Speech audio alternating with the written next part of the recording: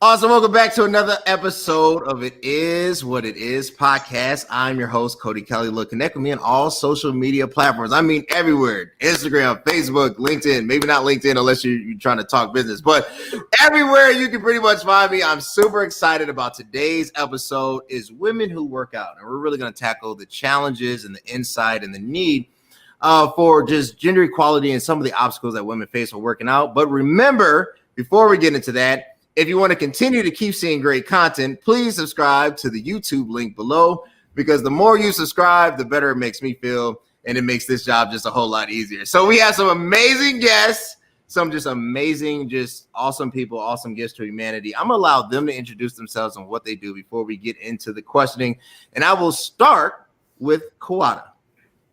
Hello. So I am a mother of four. I have many adults. My youngest is 18. My oldest is 23. I am a wife, 24 years. And I also am a senior program manager. That's what I do as my profession. And my hobby is fitness. Awesome. LaShawn. Hi, everyone. I am LaShawn Harris. I am what I've been titled as a fitness enthusiast. I am in the health professional I'm a healthcare professional, and I enjoy working out. Didn't think I would ever say that, but I love working out. Love it. I love it. And last but not least, and I got the name pronunciation correct, Mia. Yes. Did the Mamma Mia help you out? It helped out a great deal. Okay. All right. My name is Coach Mia. I am the owner of Lift and Flow Performance, a personal training company for women, where we help women get stronger, build resilient bodies, get out of pain, lose some weight, and finally enjoy a life of freedom and fun. Awesome. I love it. I appreciate all my guests. Look, first question, I will start with you, Mia. Look, for me, I think fitness is achievable for all. I think everybody comes to it at a certain pivotal point in their life. And I really do think it's a pivotal point. For me, I played sports in high school, whatever. But I wouldn't say I was dedicated to the fullness of it, right? I think after my back surgery about 4 years ago, I got to a point I was really just unhappy about myself, my body. I was really unhealthy. A1C was through the roof. I got to my biggest point. I was around 250, and I'm barely 6'1", so I don't 250 on my size just doesn't look well. And I was okay for, a coaching body. It just didn't work in the real world, right? So I was really at a point, I didn't know what to do, and I was frustrated. And the reality is because I kept skipping parts. I would work out, but I wouldn't eat right? Or I would try to shortcut it and buy some cool new, supplement from GNC, but I never put it all together. And then post back surgery, I think I hit my lowest. And then my doctor was like, you won't be able to do this, you won't be able to do that. And it was like a chip was on my shoulder. And that's what pushed me into it. It was like, no, I'm going to work out 6 days a week. I'm going to get this under control. I'm going to do this. I'm going to do that. And I did it. And that was literally when it all changed for me at that lowest point. So what was that calling? Like you said, you're a coach, Mia. You deal with women in fitness. You deal with all types. What really did it for you? Oh gosh, and I'm sure the other ladies can mention this too. When you're on the journey, there's many moments that kind of get you going again. The very, very first one, honestly, was a couple of things. I had just recently gotten out of a very sort of toxic relationship, and I had a birthday, and I woke up on that birthday and I said, I want to see if I can get a 6-pack. No one in my family had a 6-pack. I just wanted to see if it was possible. And then thus began the journey. Then I was introduced to pole dance, and I was introduced to bodybuilding, and it just spiraled from there. So the very first one was me wanting to get some kind of identity back and to feel capable and strong. So I know I use the words, I want to get a 6-pack, but underneath that, I really just wanted to feel strong and confident by myself and for myself. So that kicked it off. Awesome. I appreciate that transparency. LaShawn, for you, what was that pivotal point and why did you get into it? Well, me, like anyone else, we always have an event coming up, whether it's a birthday, a trip, a wedding. I've done this journey off and on for years, and I would say that it was all vanity because I wanted to look good in a dress, or I wanted to look good in this outfit when I go here, or for this wedding, just all type of things that wasn't really important, so to speak. But I would say that as of late, the last 2 years, it was that approaching 40, and I knew it was time to take better care of my life because I wanted to live long and I wanted to, be as healthy as possible. And I am 41, may not look at it, thank you. But I knew that I needed to take better control of my life. I'm taking care of everybody else, but I'm not taking care of me. That means I wasn't eating right. I wasn't sleeping right. I wasn't exercising. And it's hard to teach or encourage people to, exercise if you're not leading by example. And I knew that I need to first take my own advice. So that's what really made me really take responsibility of my life. And it became a lifestyle, and it's now my way of life. And I don't know how to not work out or, spend too many days, without working out. Then I feel some type of way. But, it's just something that I enjoy. It has completely changed my life. And I hope to inspire more women, not just women, but men as well to, adapt to a more healthier lifestyle. Perfect. I love it. Quada, what was that pivotal point, that changing moment for you? Okay, so I'm gonna give you my truth and then really what my brain thought about. So after having 4 kids, just exhausted. I mean, it's a lot. I was working full time. I'm a mother, I'm a wife, and trying to juggle it all. And I'm like, okay, I need more energy and I need some time for myself. So I'm like, how can I achieve both of those things? Have some time alone, but also work on myself. And that's when I decided to start going to the gym. It helped that my husband has always gone to the gym from the time I met him. So he would always, throughout the years, be like, yo, you should come to the gym. Nope, not interested. Nope, not interested. So for me, it was mostly, it started out being, I needed time for myself. I needed time to work on me. I wanted to be healthy. I'm like LaShawn, like I want to live to be 103, but I want to be 103 and still active and moving around all my faculties and my right mind. So I'm like, to do that, this has to become my lifestyle. So that's kind of really what started me on the journey of going to the gym and getting fit. And then inside my head was, my husband can't be finer than me. I can't be the fat, frumpy wife walking behind him, and he's swole, muscular, and fit. And they're like, wait, what happened? How did she get him? So that's really why I started. But it was twofold. It's like, I want to look great for my husband, and I also want to look great for me. It was more important for me to be healthy and fit for myself, but I did want to look great for my husband as well. Sure. And if anybody knows Darren he's I don't know why he's built just genetically freakish. Yes. I don't get it. Let's go here. So everybody has I would say the initial obstacles of this. Quada, you mentioned, you said, after having 4 kids. LaShawn, you mentioned, after turning 40 years of age. Mia, you mentioned, you want to first, as a challenge, to have a 6-pack. You were coming out of a very toxic relationship.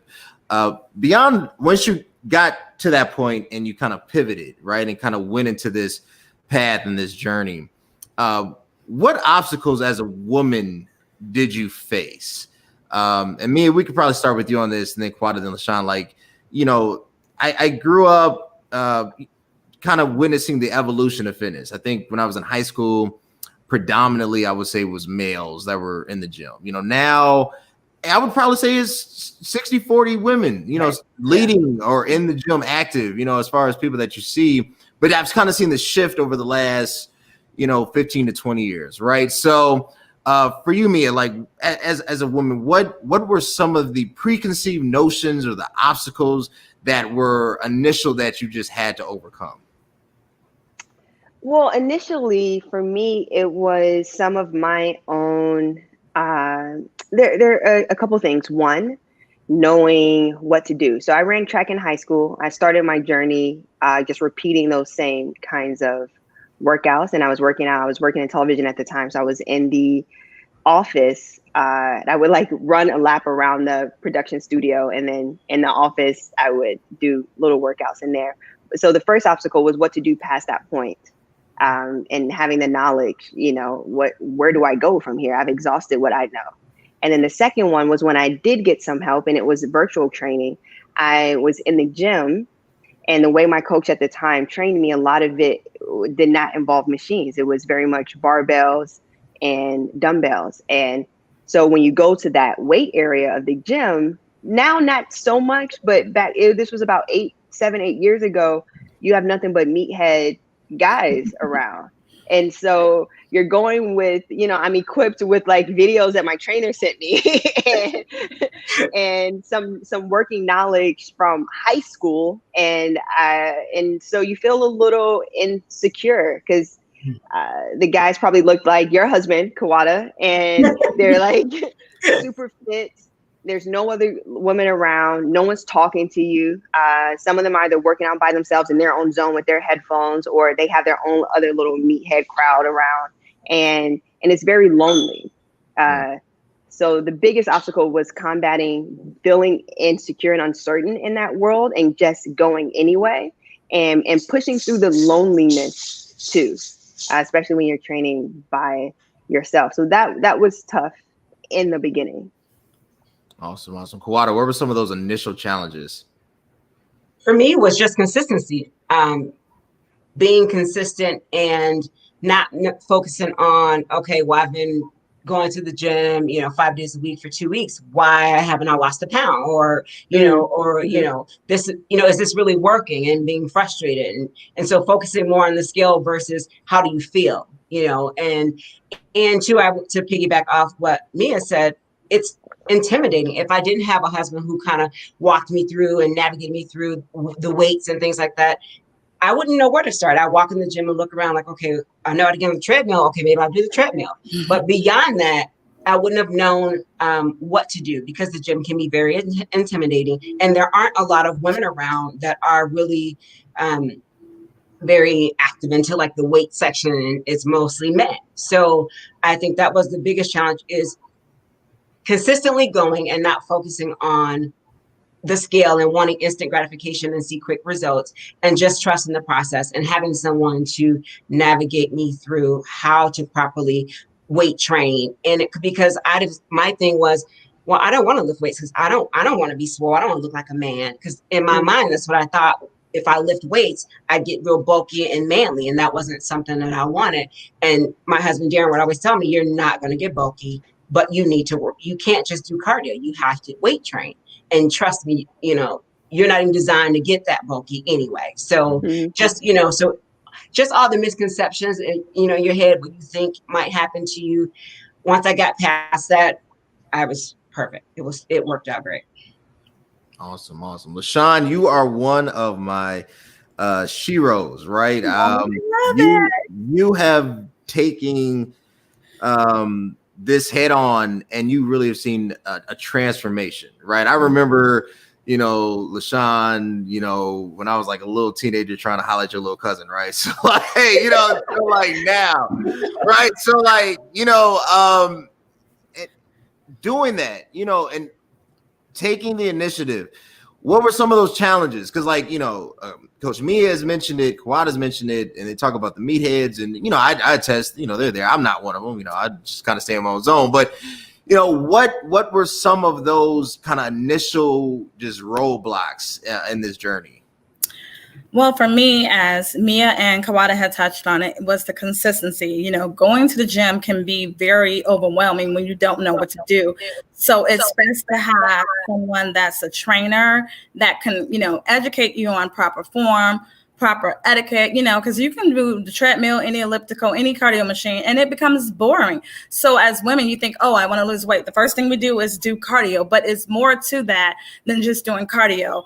I fortunately have an amazing trainer who has really been influential in my journey. Hey, Andre, I know he's watching and supporting, but just weight training with him has really taught me so much proper form. And now I feel like, hey, I can go to the side where just the guys and, not be intimidated because I know how to properly lift weights. I, know how to use proper form and to, but the main thing is consistency. It's like, making that time. As women, we wear many hats. Kawada as a wife, Coach Mia, coaches, and, just things like that. It's the time. But once, I feel like it's still part of self-care. We have 24 hours in a day. And if I can scroll Facebook for an hour, I can go to the gym for an hour. And you feel better. It's not just, you look good on the outside, but you feel good on the inside. And it's like once you feel good on the outside, it radiates from the outside. I would say that in my 40s, I have never felt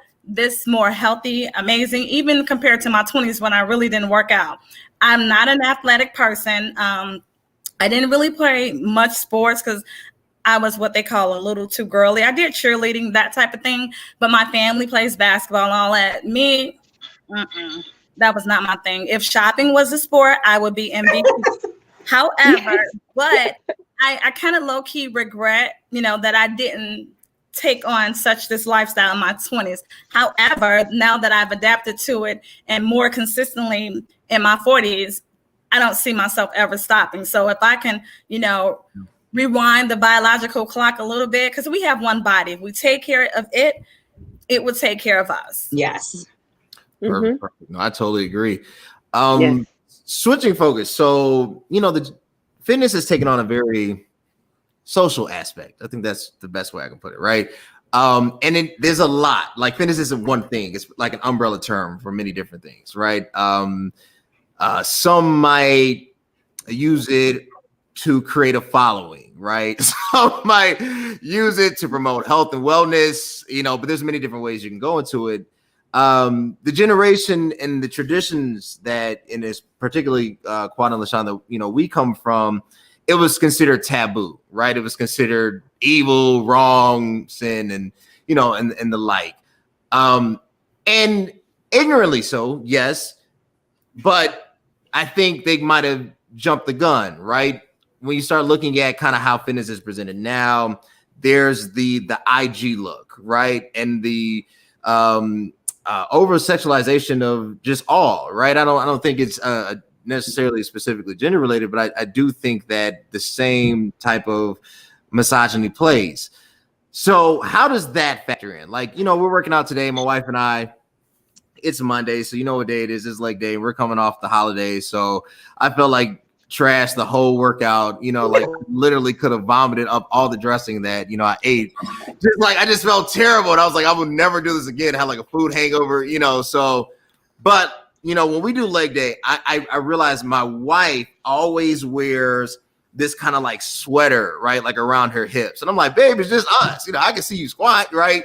But like, she's like, yeah, but what if other guys look, so is there, and wrongfully so, or do you think it's just, more of a phobia in owning one's body, right? But is there an overly sexualization of women?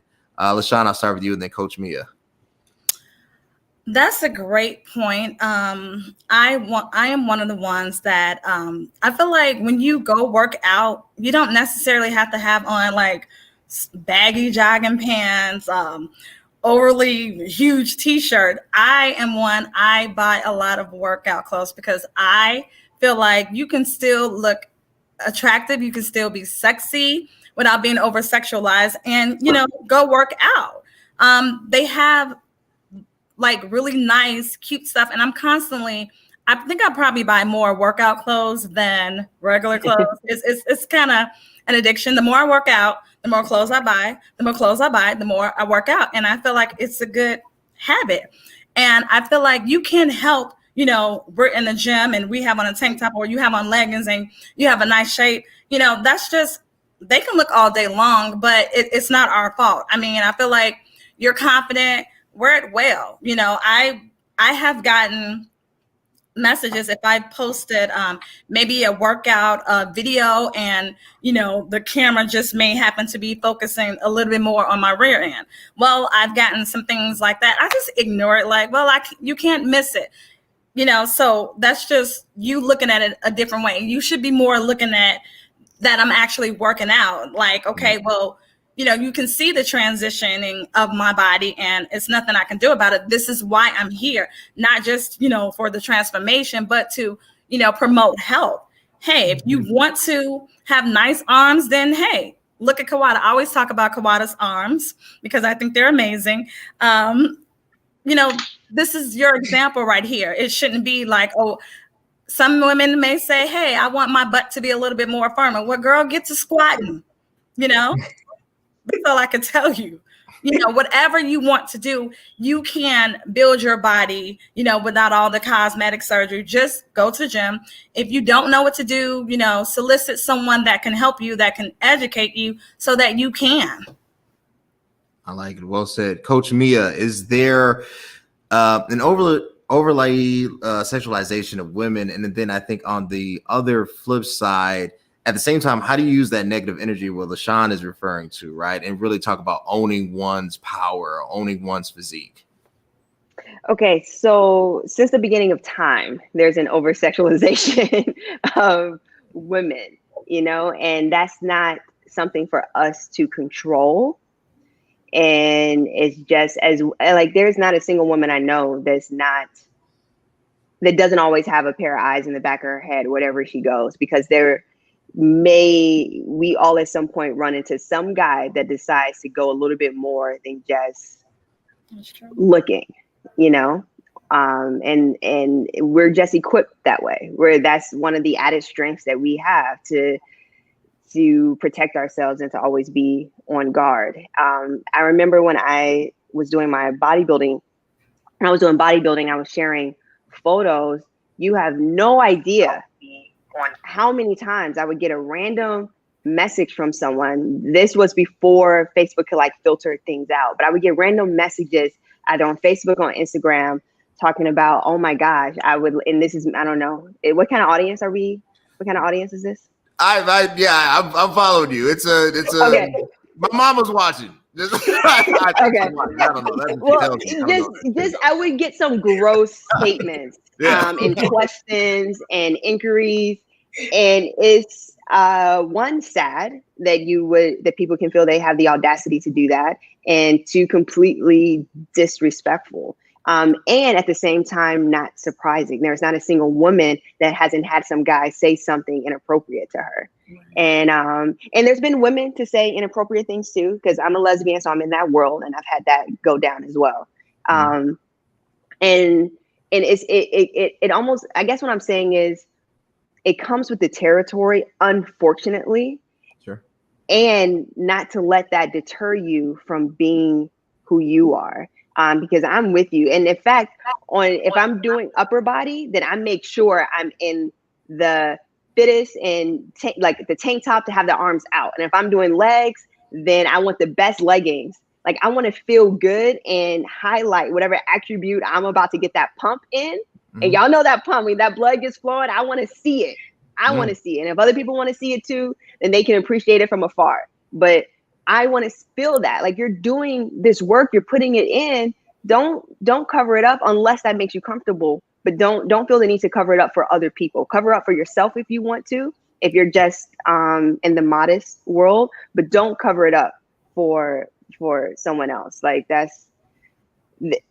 doesn't stop. It's not going to stop or deter someone from saying something inappropriate just because you're covered up, because they're going to do it anyway. Sure. Awesome. Kawada. Now I know, I'm sure no guy comes to you because they got to do it, Darren, right? But, to Mia's point, unfortunately, that lewdness of behavior exists.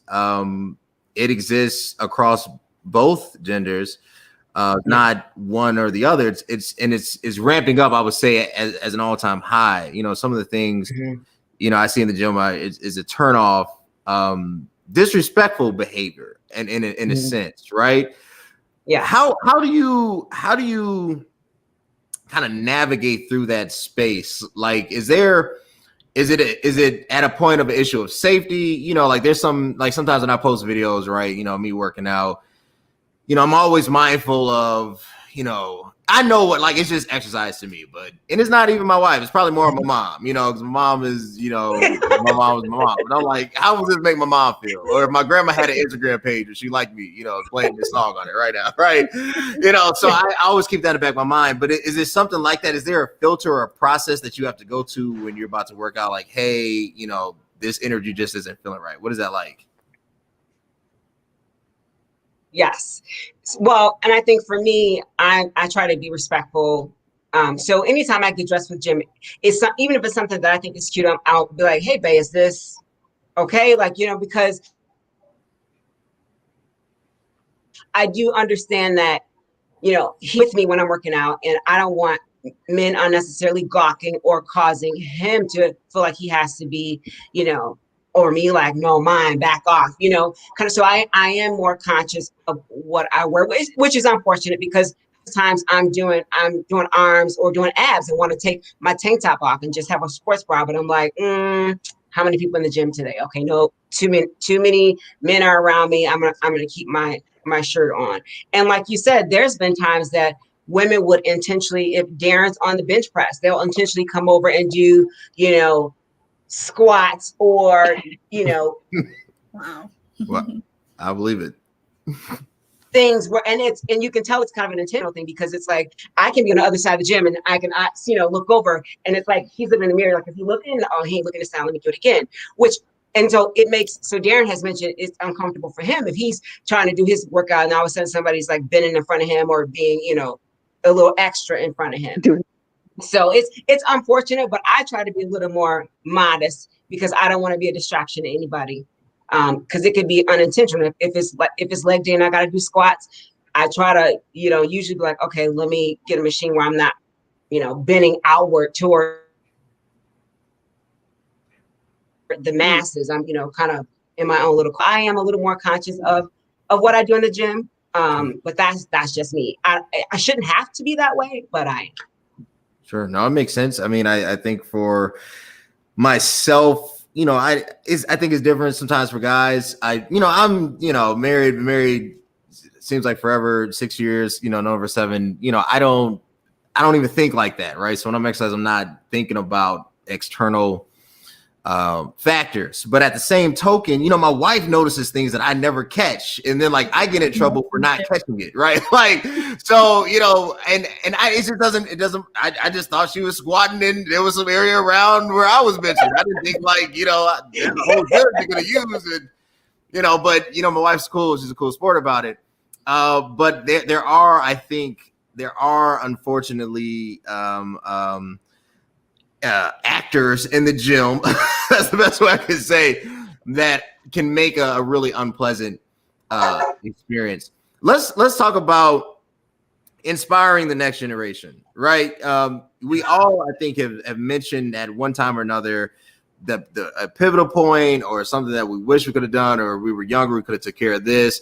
But you know, the next generation, what do you tell them, right? You know, I'm seeing, you know, the push. I think over the weekend we just had first woman to play, not in college football, but I forgot which conference, CBF, right? You have rising female athletes. You have rising athletes like Cynthia Deck. I think she's the first multi-million dollar contract from the USFL, United States Women's Football League, right? USWFL, right? So you're starting to see that push. But what should be the conversation? We were talking about aspiring the next generation. And LaShawn, I'll start with you. Well, as I've stated, you're never too young or never too old to, you know, develop a fitness routine. If you're a parent, I feel like you should start your children early so that they can continue.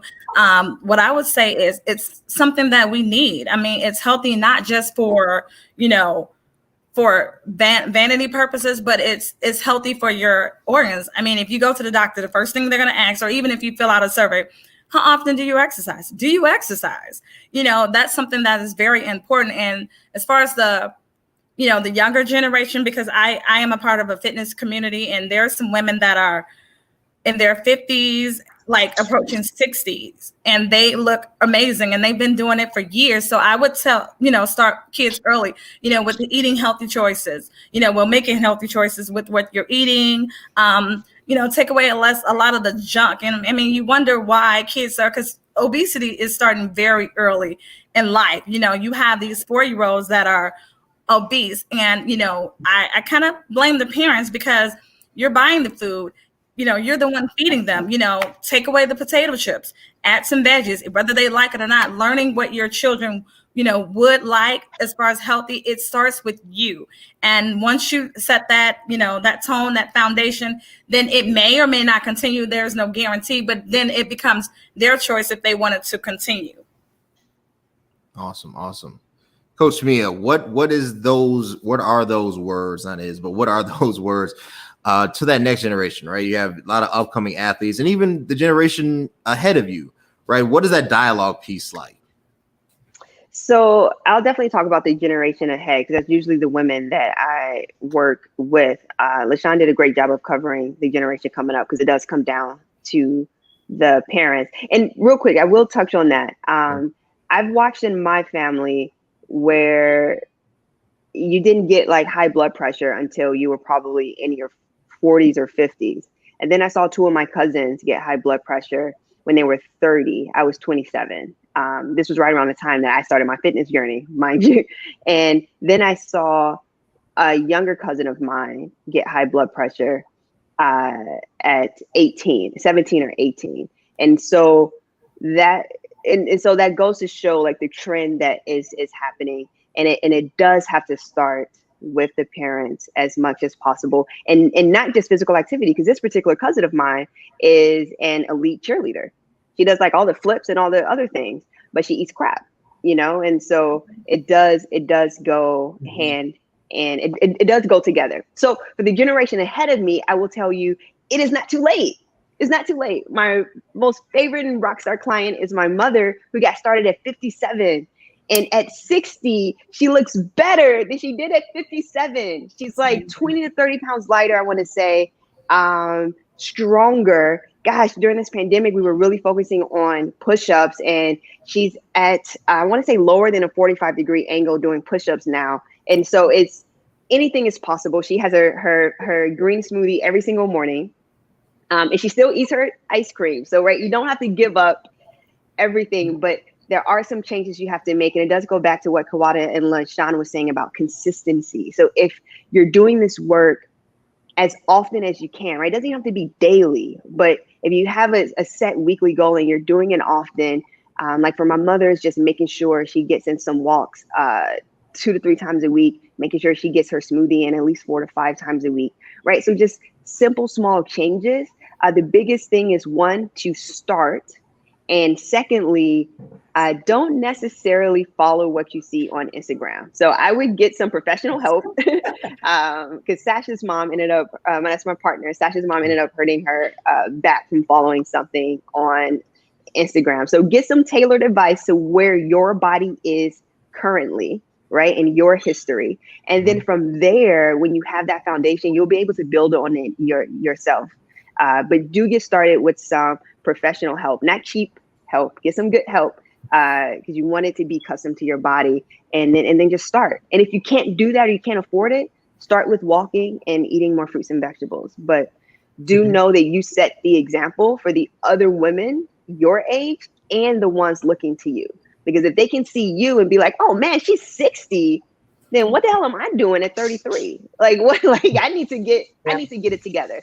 And then if that 33-year-old is getting it together, then that teenager can get it together. And if that teenager can get it together, then the 10-year-old can get it together, right? And so it's not too late to start, and you never know who's watching and how many lives you can impact and influence. That's true.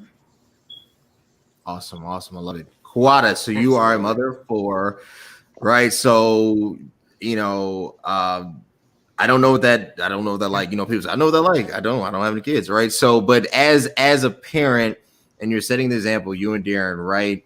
And obviously like your children are really active. I mean, one of them, is like freakishly just tall and just like ridiculously muscular, but what was it like you had to make them? Did you have to set good habits, or did they just naturally gravitate towards something, right? Like if you could advise upcoming parents today, because I agree with Coach Mia and I agree with LaShawn, it starts with parenting, right? And a lot of parents either are dealing with things financially that they can't supply these things that would benefit them as far as health, or probably more of the latter, that they don't want to, because if you can go to Cancun, you can buy vegetables. So what I'm just saying, right? So what is that dialogue piece with the kids like?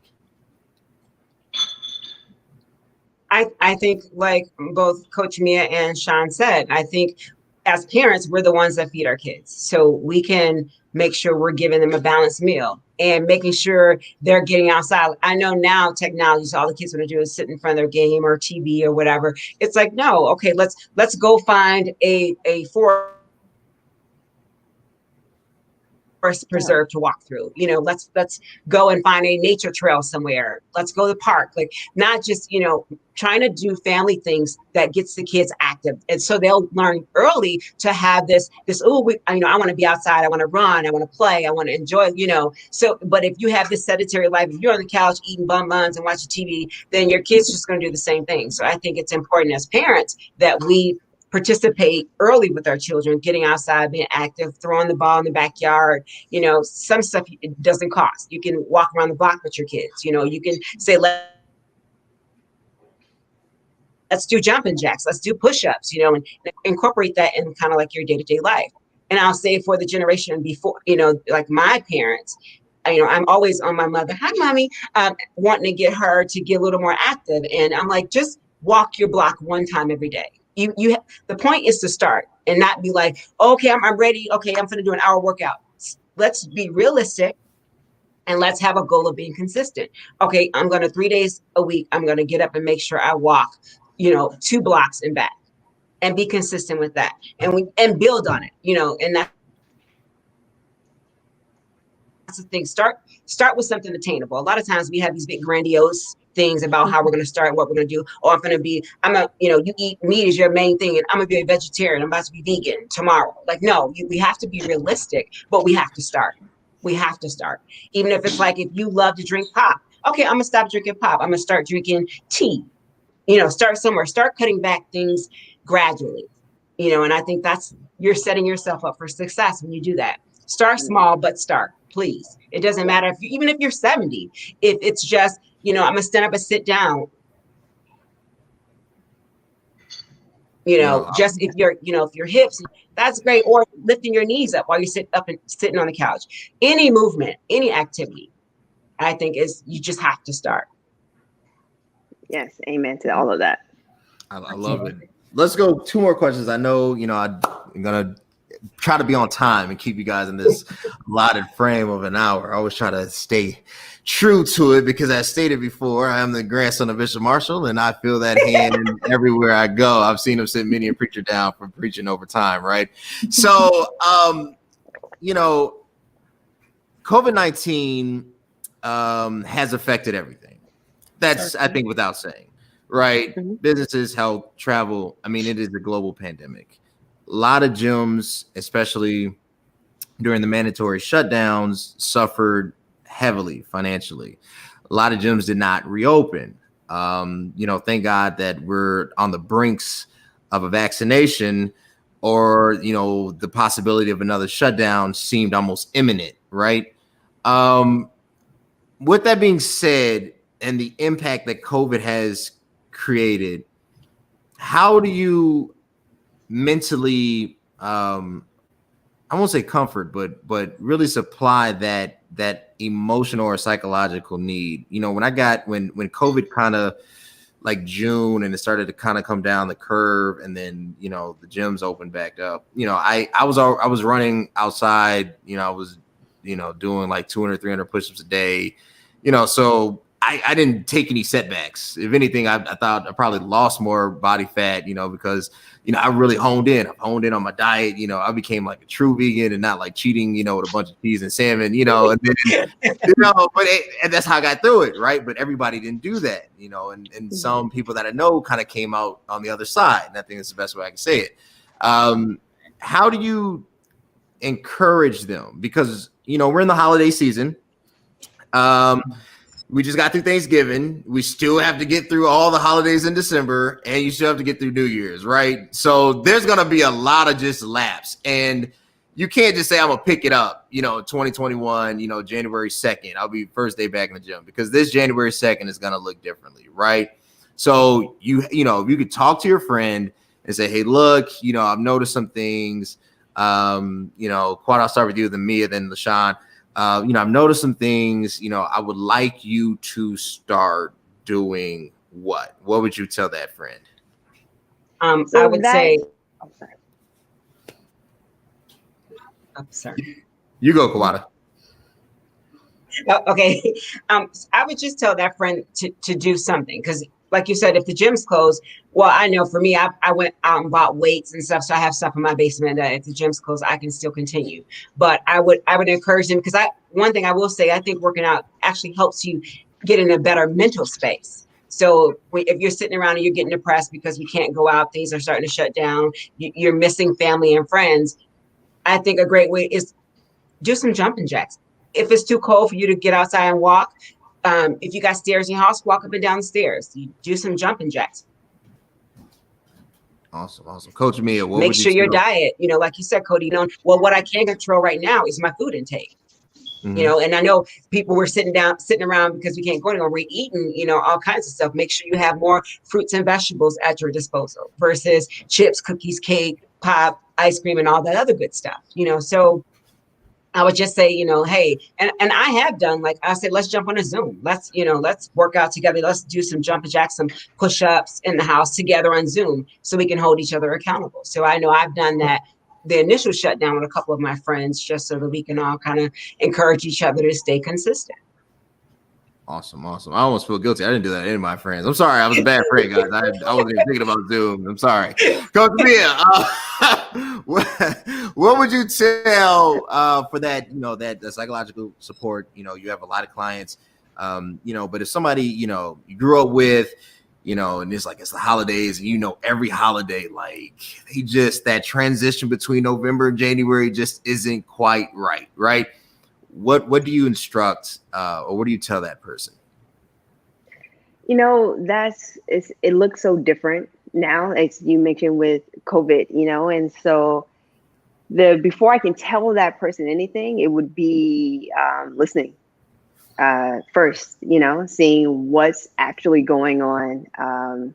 What do they want to do about it? What are they ready, willing, and able to do? Because I could say a lot of things, but if you're not ready, willing, and actually have the capacity to do it, it really doesn't matter, So the first thing would be listening. And then from there, it actually goes back to what Kawada was mentioning before about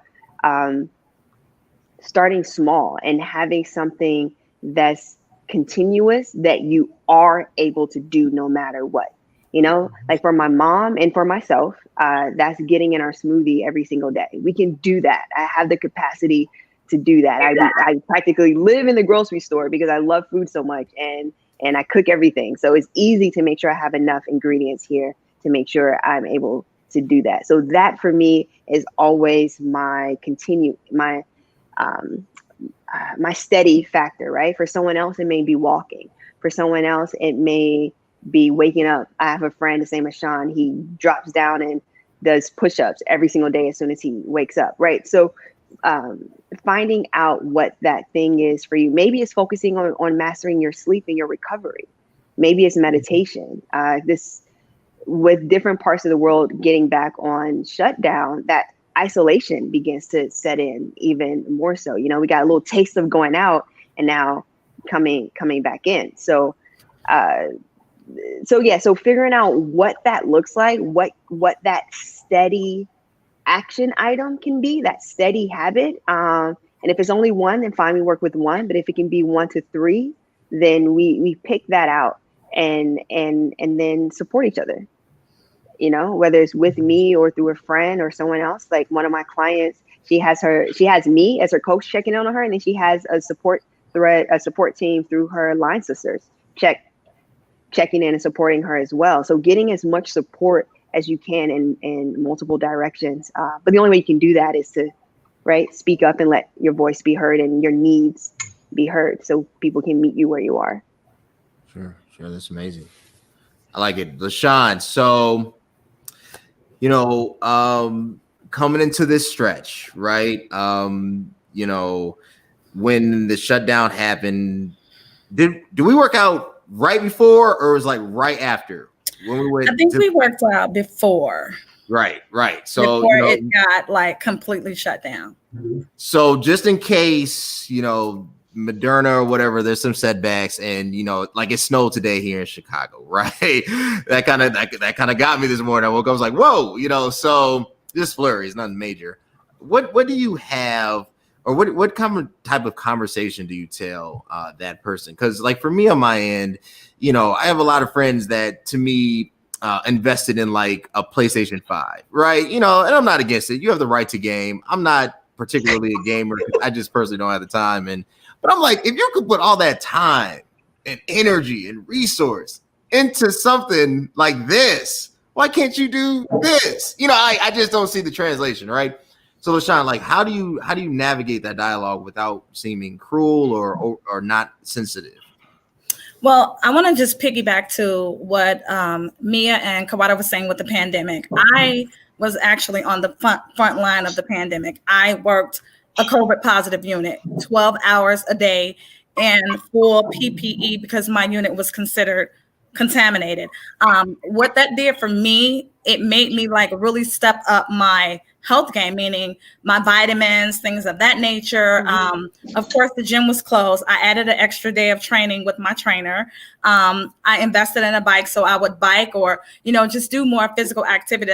To me, I felt like it made me go my hardest because not only it helped me to deal with the mental stress of the pandemic. Of course, everything was shut down. I had to not only be concerned about my patient's health, but my health as well. And then my family's health. Kawada's uncle is my grandfather. So I'm, you know, actively involved in his health. So I felt like I had a lot of stress on me to maintain, you know, everybody around me. So I had to first lead by example and take care of me. And I would tell people like, hey, you know, everybody's complaining about working from home or, well, I didn't have that privilege. I still had to work. I would say, take a walk, you know, for your mental, you know, the pandemic, we all suffered, you know, mentally, not just physically, but it was a lot on all of us, whether you're in the healthcare profession or whatever. It was just a total difference because this is something that was unheard of. So I, you know, encourage people, listen, you know, don't just, you know, buy all of the Lysol. That's not going to do any good if you're not building your immune system. With the vitamins, Moringa is one of my favorite superfood. Spirulina, you know, I really stepped my game up on my essential vitamins, and I developed a routine of how I started my day, and that's what, you know, kept me from being exposed, even though I was working, you know, close quarters with the COVID patient. I wasn't sick. I still had energy, but I maintained my health. So I try to, luckily, I have a community of girlfriends that are into fitness. 2 of them are personal trainers and one is just a gym junkie. So, you know, it's like we relied on each other, you know, like, hey, did you work out today? What are you doing? Oh, I'm working out at this time. And if I would, you know, meet some of my friends, we did challenges, you know, to try to keep each other, you know, motivated, keep going, because, you know, the gym was closed. What we were going to do, I was like, well, the gym got open. And even when it did open, I didn't go right away because it was still nice outside. So, you know, the track I stayed at, Swallow Cliff, you know, just anything, grab my bike, you know, brand new bike that I purchased, right around the neighborhood, do at least 45 minutes. I had to maintain, and I felt like I went the hardest during that time. And of course, it was nice outside, you know, a nice, great walk. I would laugh when I would see Cody post, you know, his run, his walk, or he'll tag me in it, you know, oh, it's leg day, I'm doing 2 miles, you know, and it made it easier when you had that support, and we fed off of each other, and that's how we were able to get through it. Awesome. I like it. I got one more question, and I think that'll be enough time. But I do want to take this, and this is a little sidebar. One of the audience members, I always try to throw in an audience question when I feel like it's appropriate. Sometimes the audience gives me something that's way not appropriate, but thank God for this one. Oh, not this one. Hold on. How do you tell your spouse they need to lose weight? Interesting. So I'm gonna take this. I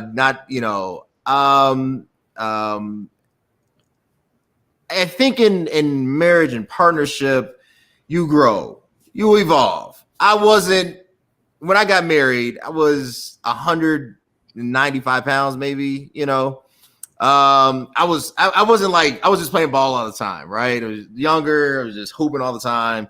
And I kind of had that physique, right? Like, I didn't weightlift or anything like that. So I didn't have any muscle, but I was lean, but about year 2, year 3, you get comfortable, I just started eating, right? I just started eating a lot of bad stuff. And then the crazy thing that happens, you start exiting out of your youth and you don't see it at first, but you realize you're getting older, right? And you're getting closer to your mom's, age when you were a kid. And then you start like listening to her music and it's like, hey, Barbara, you're like, this is pretty good. Like I was listening to BB and CeCe Winans' Addictive Love. I don't know why, but like my mom used to play all the time. And I just started playing. I'm like, this song actually is good, but like I realized my ears are aging, right? So, you just kind of change. And, my wife's name is April. My wife's like, I said something to her about somebody I saw like on a rap video. I was like, man, I don't know even who it was. Let's just say, for lack of a better word, it was Meg Thee Stallion, even though I know it wasn't Meg Thee Stallion, and I was like, babe, you need to get like that, right? Like, and I said it jokingly, like not to compare, but just out of just facetiousness, right? Trying to be whatever. And she's like, Cody, do you see yourself in the mirror? And I'm like, and I'm thinking to myself, like, excuse you, but what it did, it unlocked something. I had to really take a hard look and say, man, I need to change this. Like so all of a sudden, the tightness I was used to, the muscular definition, none of that was there anymore, right? So, it is a very uncomfortable conversation if the two people have the maturity to discuss it without pointing fingers and saying you need to do this and that. And then at the same time, you have to understand that your love for that person can't change just because their body does, right? So once I got to a certain level of maturity, once I think I kind of understood that it was nobody's fault, age and nutrition just had caught me, I was able to kind of navigate and deal with that. I think that's probably the best way to how to approach it. I will say though, do not throw stones if you live in a glass house, right? So if you are kind of bogus and you not there and you want her to look like Beyonce, that's a little unfair, right? I'm just saying, like, you have to be able to present something and then you have to have the patience and say, let's do this together. And when it becomes more of a thing of, partners doing it, then it's easy because now you don't have to talk. You can just do, right? So let me answer that so I can get everybody else out the weeds. So look, last question. We got 5 minutes and then we'll give your sign off. 1 minute answers. The temptation, and I'm not against surgery.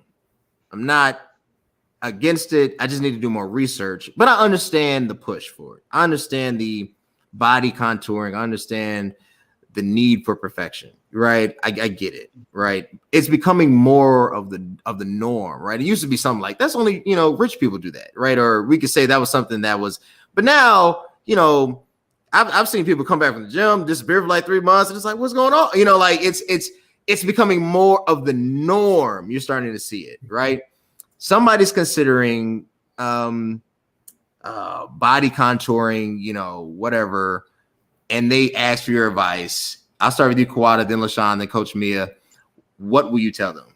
I would first have to find out why they're really doing it. Because if they're like, oh, I want my body to look like this, well, the doctor's not going to help you with that. Because the doctor's going to do that. And if you don't eat right, and you don't take care of yourself, you're not going to achieve any of the goals in your mind, because the doctor is not a magician. He cannot give you, here, I'm going to give you this picture and I want to look just like this picture. That's not that's not it. So I would say, well, what is your, it's different. For example, if I had a friend that was obese, let's say, and she lost a lot of weight and was like, you know what, I have all this extra skin, or I just need, I want to fill in this part, my stomach's flat, but then I would encourage that person, because I feel like mentally they're prepared for that and they've already done the work. They're not expecting surgery to be, surgery does not replace hard work in the gym, period. I got it. If that is the person's goal, that's a fail. Yeah. Let's do this, because I have an emergency. I'm looking at, something came up on my thing, so I have an emergency to tend to. 1 minute slide out. Coach Mia, where can they connect with you, and where can the people find you? You're muted. You're muted. Sorry about that. My cat was found outside. Okay, so where you can find me, facebook.com/justmia23, the numbers, or facebook.com Lift and Flow Performance. liftandflowperformance.com is the website, and the same thing applies to IG. It's at justmia23 or at Lift and Flow Performance. They're all the same. Awesome. LaShawn, where can they connect with you? You can just log on Facebook and find my name, LaShawn Harris. Just send me a request or an inbox, and I'll be more than happy to share any tips that I can give. Awesome. I like it. Kawada, where can they connect with you? Facebook, Kawada Roberts. Instagram, I am His Love Flows. Yeah, and that's it. Perfect. Look, connect with them. They're amazing people. Connect with them, follow them. And I appreciate you tuning in. Until next week, I'll talk to you guys later.